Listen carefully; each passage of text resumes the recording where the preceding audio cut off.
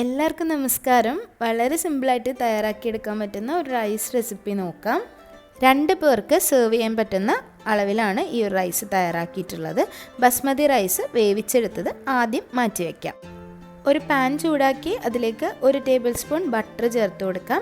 Butter ഒന്ന് മെൽറ്റായി വരുമ്പോൾ അതിലേക്ക് 2-3 പച്ചമുളക് ചെറുതായി മുറിച്ചതും, ഒരു 10 വെളുത്തുള്ളി ചെറുതായി കൊത്തി അരിഞ്ഞതും, ഒരു ചെറിയ കഷ്ണം ക്യാപ്സിക്കം ചെറുതായി അരിഞ്ഞതും, 4 ഏലക്ക, 4 പട്ട, ഒരു പകുതി ഭാഗം മാഗി ക്യൂബ് കൂടി ചേർത്ത് നന്നായി ഒന്ന് വഴറ്റിയെടുക്കാം. മാഗി ക്യൂബിന് അത്യാവശ്യം ഉപ്പുള്ളത് കൊണ്ട് ഒരു 1/4 ടീസ്പൂൺ ഉപ്പ് ചേർത്ത് കൊടുക്കാം. ഇതിലേക്ക് ചേർക്കുന്ന റൈസ് ബസ്മതി റൈസ് വേവിച്ചതാണ്. ഉപ്പ് ചേർത്ത് വേവിച്ചതുകൊണ്ട് നേരത്തെ ഉപ്പ് ചേർക്കുമ്പോൾ ആവശ്യത്തിന് മാത്രം ഉപ്പ് ചേർത്ത് കൊടുക്കാം.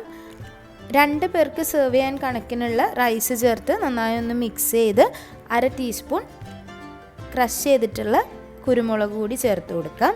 ഒന്നങ്ങ് മിക്സ് ചെയ്ത് 3 മിനിറ്റ് മുതൽ 5 മിനിറ്റ് വരെ ചെറിയ തീയിലൊന്ന് അടച്ചു വയ്ക്കുക. അടച്ചു വയ്ക്കുന്ന സമയത്ത് ഹോൾ സ്പൈസസിൻ്റെയും ഈ പച്ചമുളകിൻ്റെയും ക്യാപ്സിക്കത്തിൻ്റെയൊക്കെ ഫ്ലേവർ ഈ ഒരു റൈസിലേക്ക് നന്നായി പിടിച്ചു കിട്ടും.